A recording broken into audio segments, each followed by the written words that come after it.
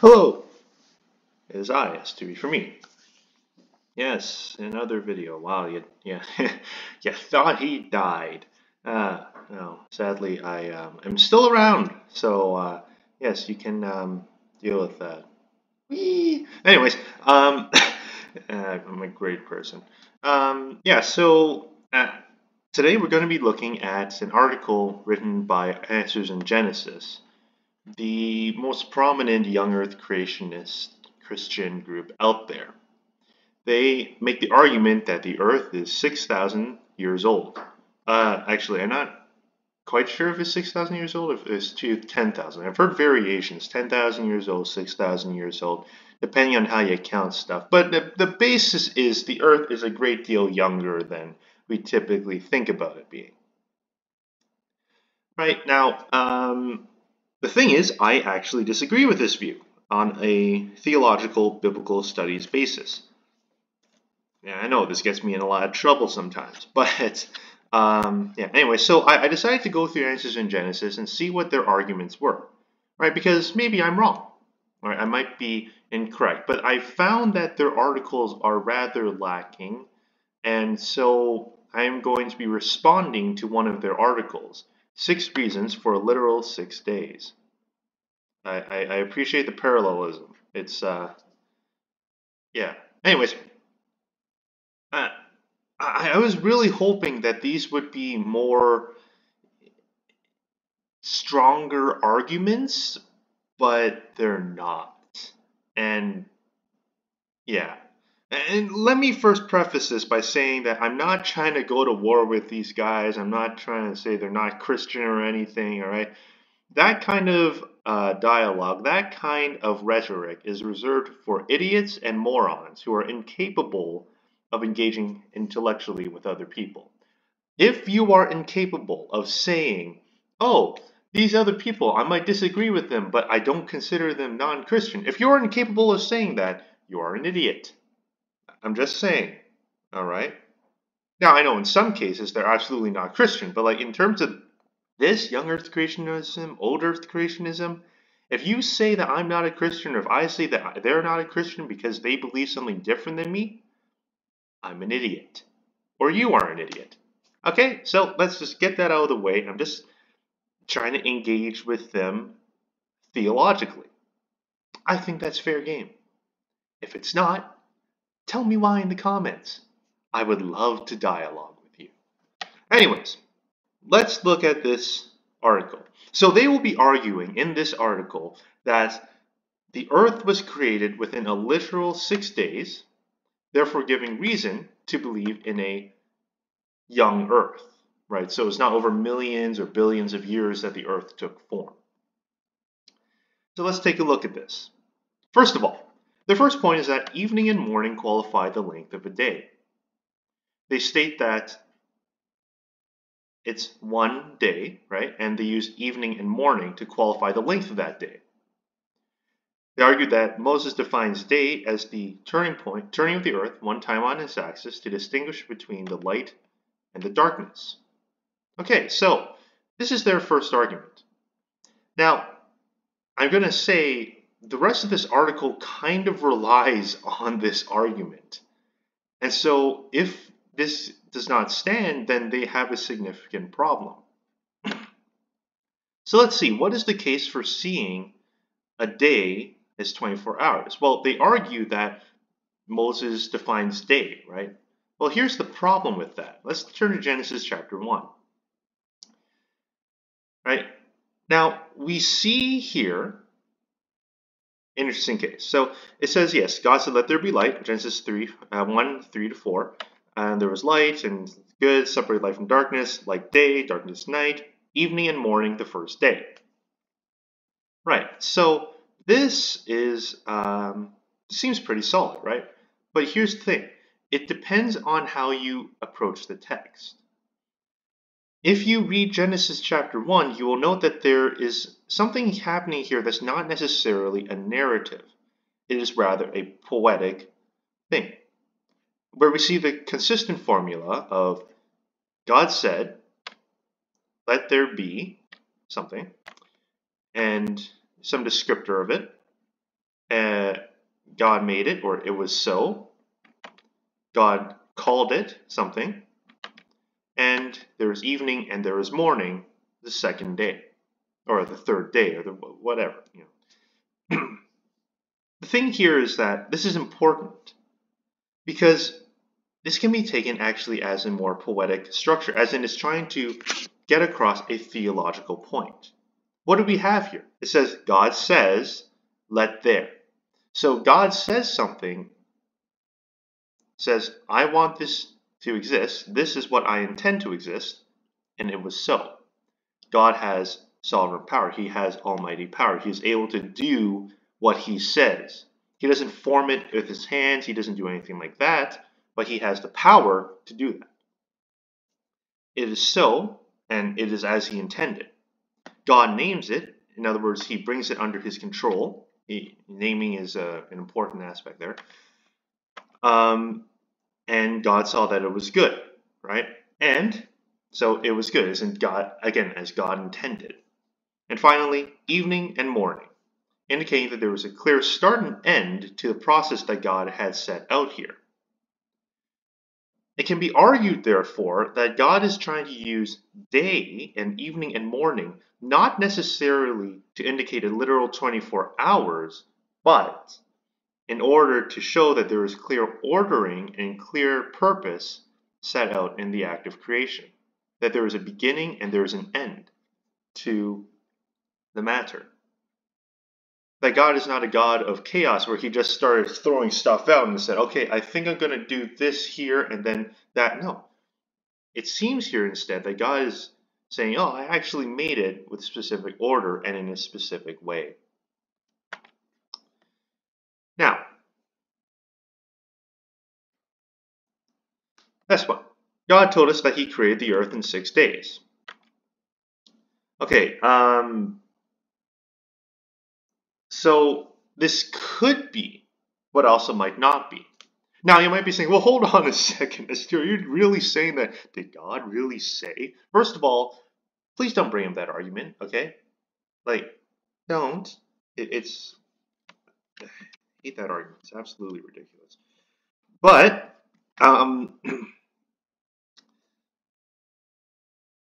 for in 6 days the Lord made heaven and earth and the sea and all that is in them.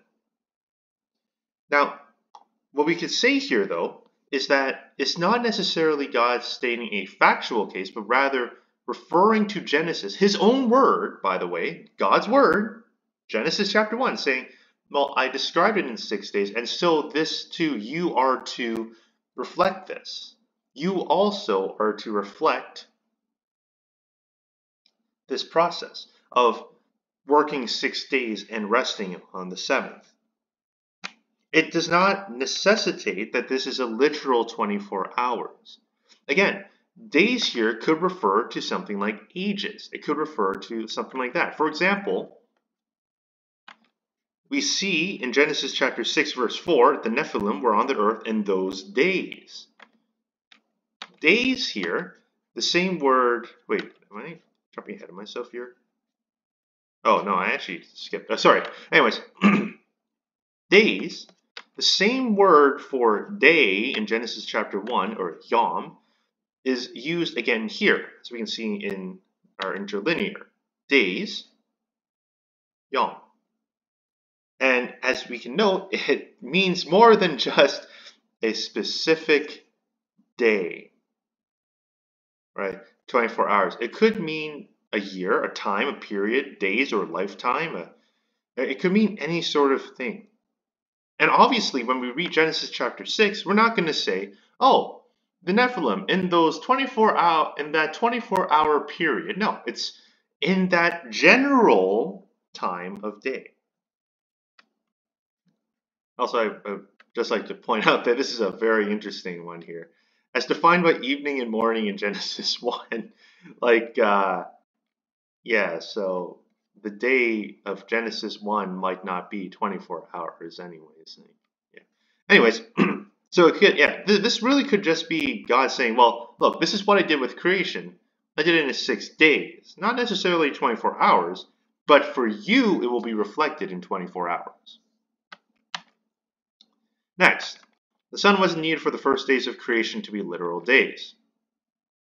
Okay, so the argument here is that the sun, okay, so typically non-young Earth creationists or old Earth creationists argue that because the sun did not exist until day 4, there is no existence of a day.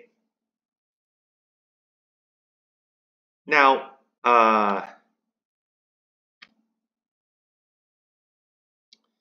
here we have, so their argument is, well, actually, you can have an evening and a morning. All you need is a rotating Earth and a light source, which God created on day 1.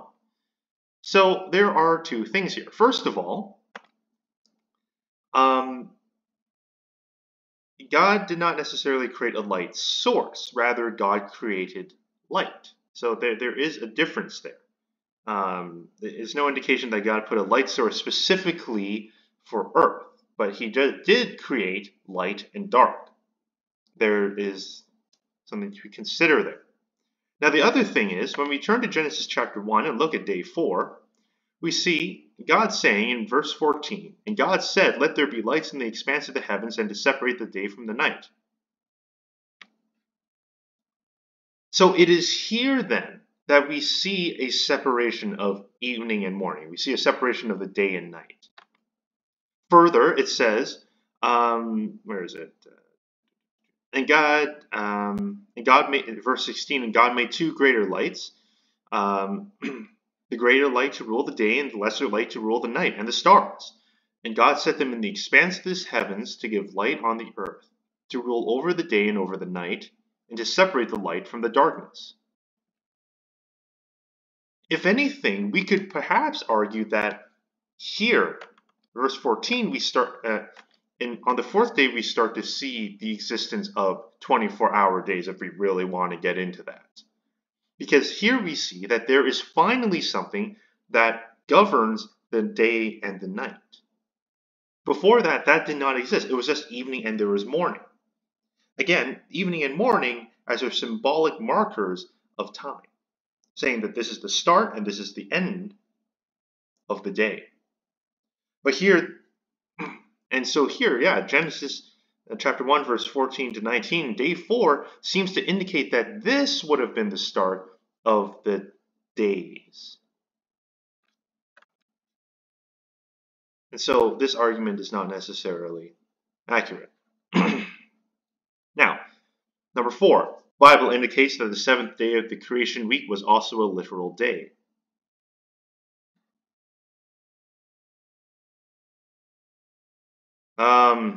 Okay, again, this is presupposing, they do make presuppositions here, that each day is, again, the literal 24 hours, right?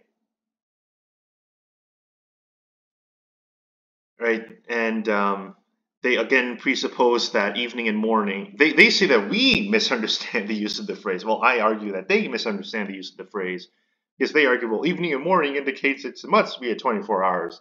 I don't see that, and actually no one will argue that if they're an old Earth creationist. Right, we see the formula, right, and we see that this is God working. This is God's work process, if we can see it like that. And so when we get to Genesis, so when we get to the 7th day, oops, why is this in chapter 2? I'm sure there's a valid reason. It's just I don't know why it's in chapter 2. Right, and it shows that there is no more work to be done. And so on the 7th day, God finished his work that he had done, and he rested on the 7th day. So he rested, and then he stopped working for that time. Again, this again presupposes that Yom must necessarily refer to a literal 24 hours, but it doesn't, because as I've already shown, it does not. We are not beholden to that view. And so this whole argument here, number 4, is presupposing that Yom means the literal 24 hours, that the evening and morning thing also means a 24 hours, and that the 7th day was a literal 24 hours. We don't necessarily see that. Now you might say, well, why would you say that? because God exists outside of time. 2 Peter chapter 3, verse 8 says this, "With the Lord a day is like 1,000 years, and 1,000 years are like a day."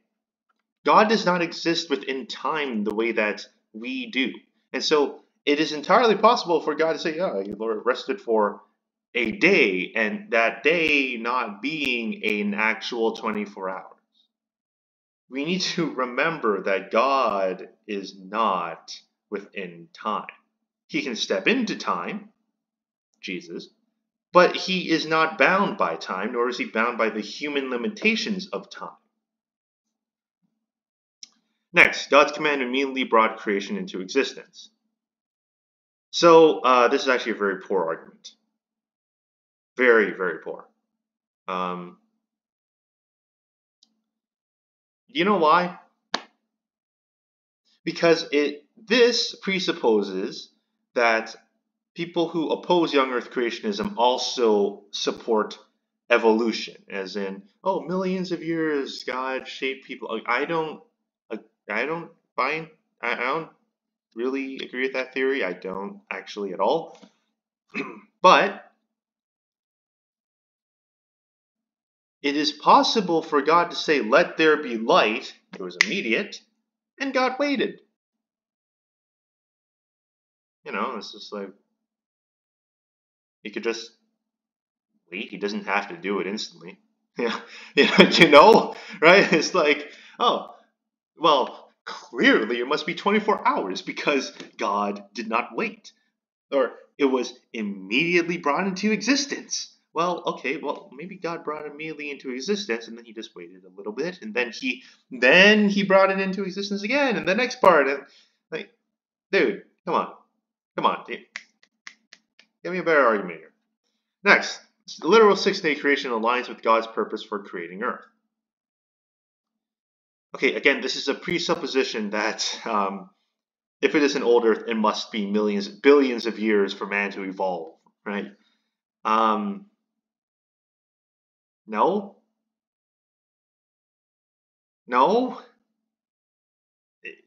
There's a significant problem here in that there is a presupposition, an assumption that we who are not in agreement with young Earth creationism also are in agreement with evolution or theistic evolution.